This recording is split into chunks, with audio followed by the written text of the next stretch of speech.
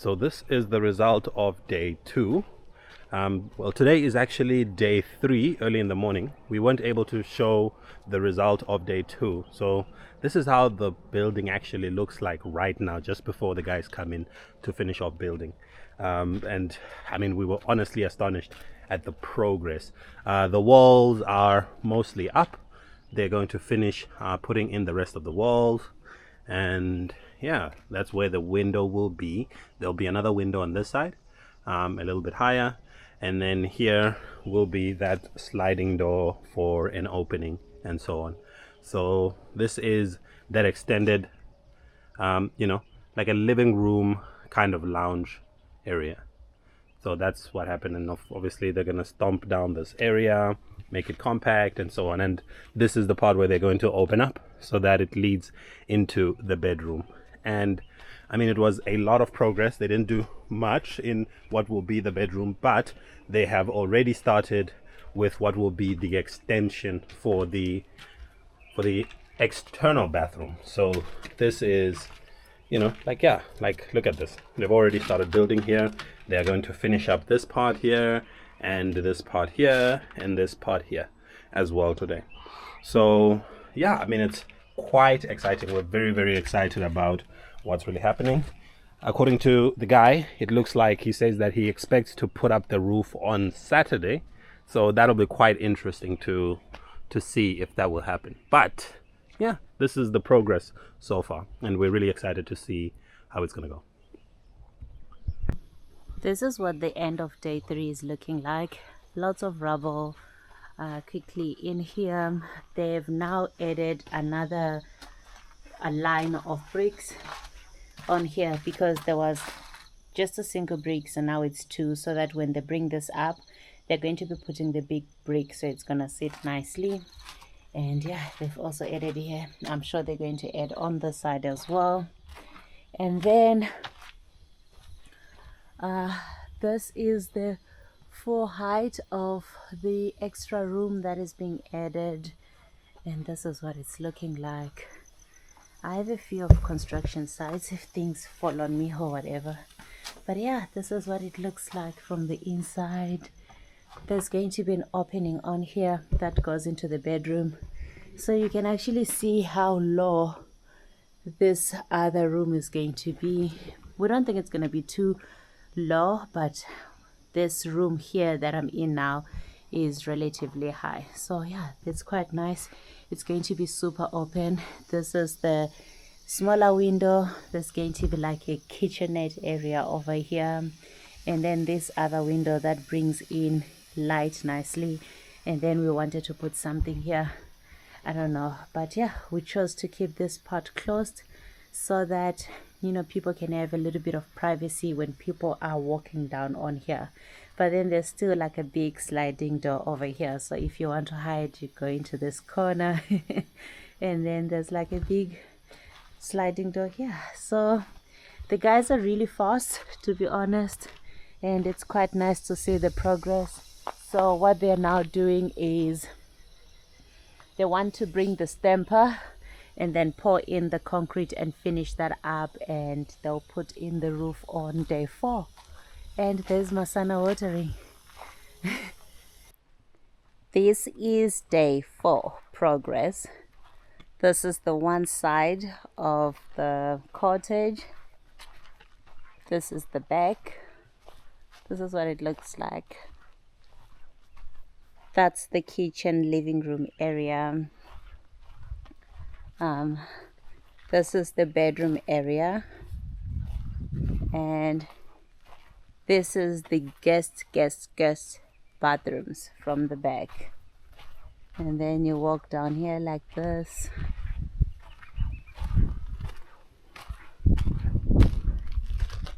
So this is the view from the front, and yeah, the guest bathroom. The bedroom has another door. We decided not to remove this door so that we can put a glass door, and people can have like more light if you're laying in there. And then there's going to be like a big sliding door over here. And yeah, this is what it's looking like. Not much on the inside, But yeah, this is what it looks like. Almost complete. And then there's going to be an opening here from the little bedroom that comes out here. We really like that the ceilings are like up here. They're very high. They are very high. And there's Masana. How are you feeling? It moved very quickly. Eh? Yeah. Yeah. I think we're quite excited about it. But we know that there's still a lot of work that needs to be done. So Yeah. yeah. But Okay. it's gonna be done soon, it looks. Yeah. Yeah, definitely soon. So yeah, you guys, this is it. We still have a bunch of things that need to get done. I'm not too sure. Is the roof supposed to be like that? I think it was supposed to Because more feet is like on the back. uh, Anyway, wait. We'll Yeah. talk about that. But yeah. yeah. I think they said they were gonna put a brick. Oh, Yeah, at the so top. so that it just closes off, like the way that they did Oh, it like here. this on this side. Yeah. Interesting. Yeah. Yeah, we are learning to build while they are building. Yes. Yeah. And then we will have to build a, like, something to close off from the top there. Yes. We will just have to see, but I think we'll probably have to put that up. Because Yes. there's gonna be a deck here, and then it will go all the way from there. So, Yeah. So this is where we are at. Look at our cottage, you guys.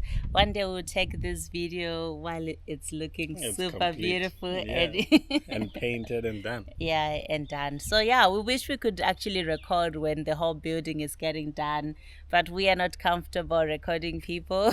Yeah, especially without their consent. It Yes, just yes. feels a little bit, difficult because they can't really consent Yes. appropriately. Yeah. But what we are thinking of doing is that we're gonna do a lot of, like, once the house has been built and plastered, we're probably gonna do, Audrey and I are gonna probably have to paint it.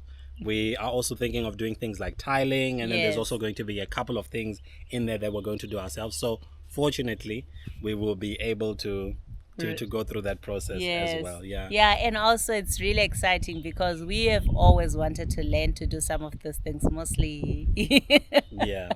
I he's think the that's- DIY yeah. master. Yes, so we've always wanted to learn some of these things, and unfortunately, we can't build Yeah. because Yeah.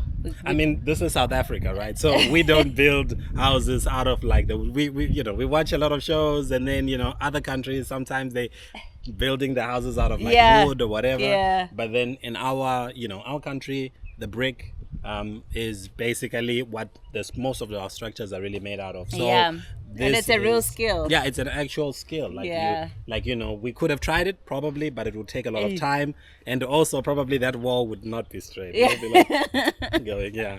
Also, he's been building with like 4 guys. So it's Yeah. a total of 4 guys working here. So yeah, it's a lot of work. Yeah, it's a lot. And they don't stop. They have like one little break.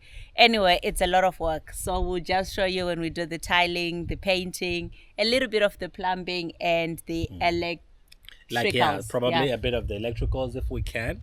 It will be really. I think we can also probably we're gonna put a gas geyser here, so we probably Yes. can go through that process as well.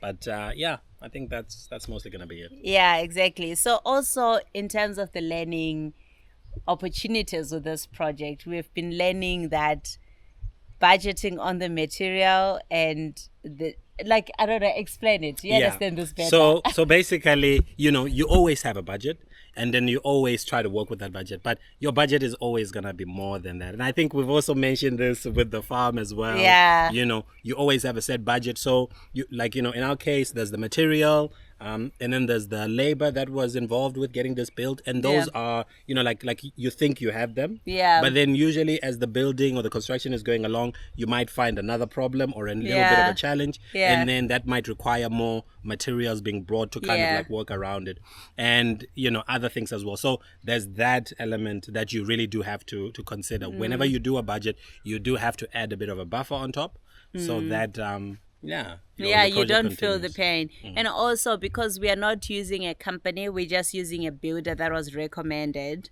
We we have to foot the bill on Yeah. getting some of the machinery Yeah. that is required, right? Yeah, so for example, like, this is not a company, so they won't have things like stampers, or like mechanical drills to like break the walls or things like that. So some of that like equipment might really be required to do certain tasks. So for example, like right now we're on a rock. They didn't have to drill the rock, but if they had to drill the rock here, Yeah. that would have been an additional cost for us, and we would have had to go and then hire that machinery. So Yeah. that's another thing you also have to think about, which is, you probably don't have that machinery, and if you're also getting an individual builder, they probably don't have that as well. Yeah. So you have to factor in that hiring fee as well. Exactly. And they never really like tell you exactly what Upfront. well yeah, exactly, like a lot of the things they need upfront. So even when we first met with him, he gave us like a list of things that we need to buy, and then literally the following so we bought the things, then 4 days later he came through to start building,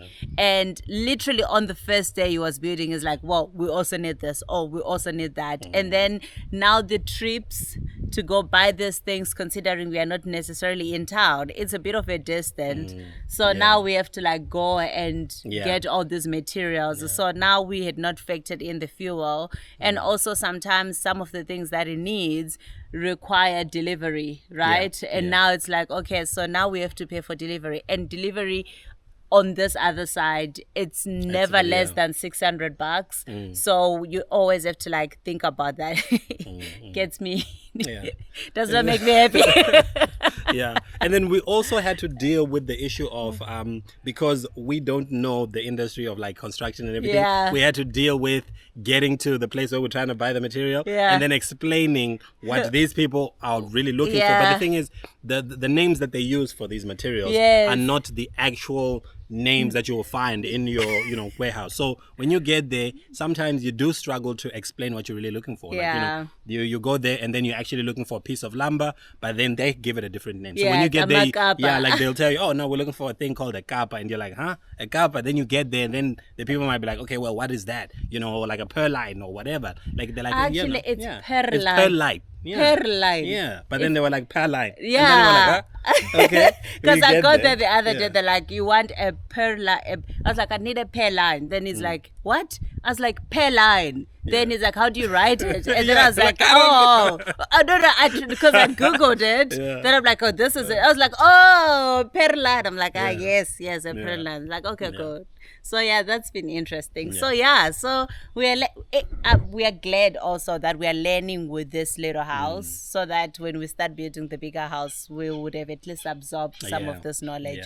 So it's really an interesting period for us. I don't think it's been stressful at all. I think it's been so nice. It's a small project. Like it's a small project. It's very doable for us. We also monitor, like we're also learning, of course, that we should also be monitoring the project a bit. I think at first, the bricks, like Audrey mentioned, like, we first met with him and then we wrote down a whole list of the things that we needed, including the bricks, and we ordered like 9 pallets. And then when they started to build, it turns out that the pallets, were just too many. So I think next time as well, when we are going through the next projects as well, like we at least now have an idea of, how many bricks are required for like a 1 meter by 1 meter.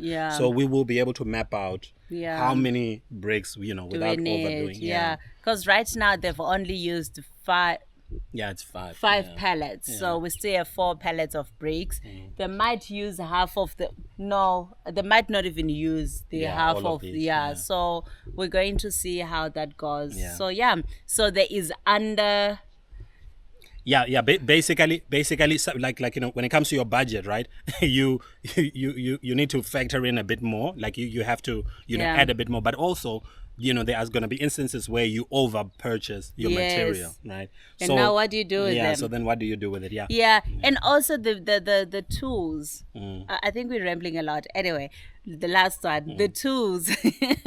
We are buying some of the tools. At least we are on a homestead, so we can use these tools, like a 5-pound hammer. I don't think we'll ever really need it, but then we can use it. But if you live in a suburban home, what are you going to use these tools for? You know, things like that. Like if you're going to buy 2 wheelbarrows because one is not going to be enough, why do you need a second wheelbarrow? So it's like, these are like simple things that you really have to consider. So yeah, sometimes I think looking at just using a company would be much better in that regard, because now you end up with tools that are super expensive and then now you don't know what to do with them. So yeah, those are some of the things to consider. But for now, I think this is working out for us because it's really within still in our budget. So yeah, we'll see how that goes. Yeah, that's really it. Yes. Yeah. So thank you so much for watching, and we hope you're liking this. Yes, we'll see you again next time. Yes, hopefully when we start now doing the things ourselves.